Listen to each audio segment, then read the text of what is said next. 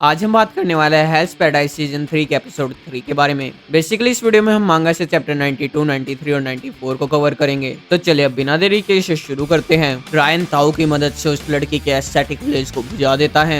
वो वापस aesthetic Blaze से हमला करती है, पर रायन उसकी आग को बाकी शिनोबीज की तरफ फेंक देता है। वो लड़की बिल्कुल हैरान थी। वो उसके ऊपर कुनाई से हमला करती है। वो कुनाई रायन की आंखों में से होकर उसके मुंह में से निकलता है। उस लड़की को गाबीमारू की बात याद आती है। भले ही दुश्मन के पास कितनी अनजानी पावर क्यों ना हो, फिर भी अगर उसके पास दिमाग है तो उसके खिलाफ कोई स्ट्रेटेजी बनाई जा सकती है। वो लड़की कहती है, गाबीमारू की बातों में यकीन रखो, अपने दिमाग का इस्तेमाल करो, प्यार में यकीन रखो। वो दो शिनोबी के ऊपर आग लगा देती है। वो दोनों शिनोबी उस शिप के ऊपर जाने की कोशिश करते हैं जिनके ऊपर रायन का कार्गो था। रायन उसी वक्त उन्हें रोकने की पूरी कोशिश करता है। वो लड़की कहती है, फाइनली मुझे मिल गया तुम्हारा प्यार। रायन सोचता है, ऐसे वो पैराडाइज बटरफ्लाई के अंडे जल जाएंगे। नहीं, उससे भी ज्यादा जरूरी। वो लड़की कहती है, पहले तुम अपनी पावर का पूरा इस्तेमाल कर रहे थे, पर शिप के ऊपर तुमने ऐसा नहीं किया। लगता है उसके अंदर कुछ कीमती है। उसे गाबीमारू की बात याद आती है। प्यार काफी परेशानी वाला होता है। कभी कभी ये हमारी ताकत होता है तो कभी ये कमजोरी। वो लड़की कहते हैं, मुझे तुम्हारी कमजोरी मिल गई।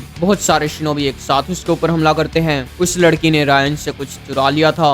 जरा देखो तो तुम कितने परेशान हो, और यहाँ पर देखो मैंने क्या चुरा लिया। रायन बिल्कुल परेशान था। वो उस बोतल को और उसके एक डमी को दो शिनोबी को दे देती है। वो शिनोबी सोचते हैं जरूर ये अमृत होगा। वो लड़की रायन के ऊपर हमला करती है। रायन इसी आग का इस्तेमाल करके उन दो शिनोबी को जला देता है, पर वो दोनों शिनोबी बस एक इल्यूजन थे। वो लड़की कहती है, तुम ताकतवर हो, तुम्हारे खिलाफ मैं नहीं टिक पाती, पर एक युद्ध में ताकत की नहीं बल्कि तबाही की जरूरत होती है। इस तबाही का तुम फायदा उठा सकते हो। हम लोगों की कमजोरी का फायदा उठाने में माहिर है। युद्ध में ताकतवर नहीं बल्कि बुरा जीतता है। एक शिनोबी एक शंख को बजाने लगता है। इसुजू कहती है, ये आवाज यानी कि अमृत हमारे हाथों में है, यानी कि अब बस बहुत हुआ। यूजुरिया की बुरी हालत थी। वो फिर भी इसुजू के ऊपर हमला करने की कोशिश करती है, पर बीच में सागिरी आ जाती है। सागिरी कहती है, प्लीज इसुजू। इसुजू कहती है, एक तरफ हो जाओ सागिरी, अगर तुम उसे खत्म नहीं कर सकती तो मैं कर दूंगी। अब हमारे पास अमृत है तो हमें इन क्रिमिनल्स का साथ देने की कोई भी जरूरत नहीं है, इसलिए बस अब और दिखावा मत करो। अगर तुमने इन क्रिमिनल्स को अमृत दे भी दिया फिर भी एक दूसरे को मार देंगे। मैंने पहले अपने भाई और बाकी दोस्तों को खो दिया है, मैं इसे और नहीं सहूंगी। मैं शोगुन के अंडर काम करती थी, इसलिए मुझे मेन डोजो के ज्यादा लोगों का नहीं पता था,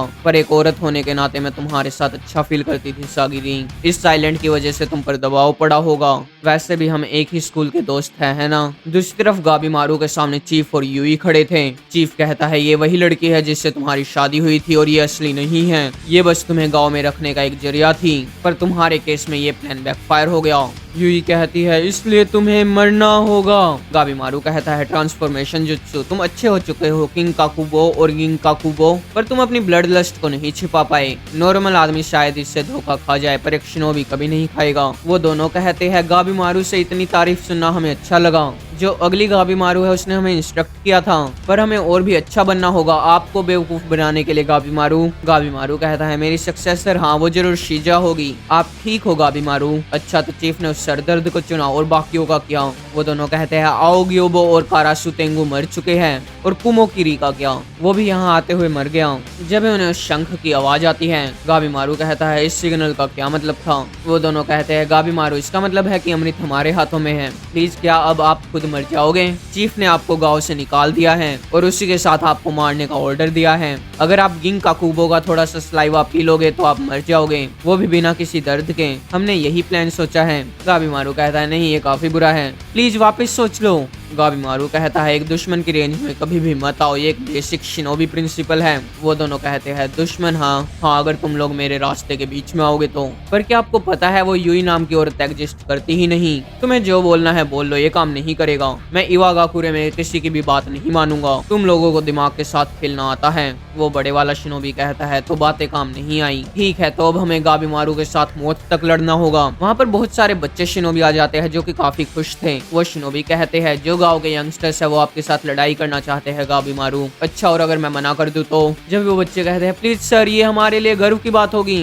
वो शिनोबी कहता है, अपनी फॉर्मेशन को मत भूलो, यहाँ तक कि सबसे स्ट्रॉन्ग भी इतने ज्यादा लोगों के सामने नहीं टिक पाएगा। वो सब गाबीमारू के ऊपर हमला शुरू करते हैं, पर गाबीमारू उनके हमले को उन्हीं के ऊपर डिफ्लेक्ट कर देता है। बहुत से बच्चे अब मर चुके थे। वो शिनोबी कहता है, क्या आप यहाँ पर आने के बाद ताकतवर हो गए? नहीं, मैंने कमजोर होना सीख लिया। दिया। दोस्त या दुश्मन ये मायने नहीं रखता, भले ही टेंशन सामा हो या इवागाकुरे के शिनोबी या फिर वो साइमोन, जो भी मेरे रास्ते में आएगा वो मर जाएगा। तुम्हें लगता है तुम मुझे रोक सकते हो तो कोशिश कर लो। एक छोटी सी बच्ची अपने वैनम के साथ उसके ऊपर हमला करती है, पर गाबीमारू उसे भी मार देता है। तुम ज्यादा पास आ गई और तुम्हारी स्पेसिंग भी अच्छी नहीं थी। वो लड़की मरते हुए कहते हैं थैंक यू। जब भी वो एक और बच्चे को मार देता है, वो बड़े वाला शिनोबी कहता है गैनिन आपके लिए काफी नहीं है। निनको आयरन नाइट डांस, पर गाबीमारू उससे भी मार देता है। एक बच्चा कहता है किसने कहा था कि वो नरम हो चुका है? वो बिल्कुल गलत थे, वो हमेशा से ज्यादा खतरनाक है। गाबीमारू सोचता है खुद में आग लगाना, अपनी स्किन को हार्ड करना। पहले मैं इन्हें एक्सप्लेन नहीं कर सकता था, पर अब मुझे पता है कि ये सब ताऊ का खेल है। हर चीज कितनी साफ है। वो आसपास की चीजों को ताऊ से देखता है। फ्लड गेट के पास एक बोट और अमृत दोनों है।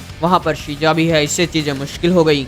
सागिरी अभी के लिए ठीक है। गाबीमारू जल्दी जल्दी वहां से भागना शुरू कर देता है। वो सोचता है रैन ने इस जगह को बदला था, पर लगता है फ्लड गेट का रास्ता अभी भी मेन सैंक्टम के अंदर से ही है। पहले मैं सागिरी के पास जाऊंगा, फिर जिस कोड के पास अमृत है मैं उससे वो चुरा लूंगा, फिर हम सब यहाँ से फ्लड गेट से निकल जाएंगे। ये सब सिर्फ तुमसे मिलने के लिए। इस वक्त तबाही का फायदा उठाने का सबसे अच्छा टाइम है। जब हमें झूजिन दिखाई जाती है, जो कि अभी तक नहीं मरी थी, वो अभी भी थोड़ी बहुत रीजनरेट होने की कोशिश कर रही थी। वो धीरे धीरे एक रूम में पहुंच जाती है। वहां पर डिवाइन बीस्ट बांको था। एक फ्लैशबैक में झूजिन रैन से पूछते हैं क्यों ना हम बांको को ही खा लें। रैन कहता है नहीं, वो डेंजरस होगा। प्रेजेंट में झूजिन बांको के साथ मर्ज हो जाती है। एकदम से बहुत ही बड़ा फ्लावर अप चलने लगा था और ये एपिसोड यहीं पर खत्म हो जाता है।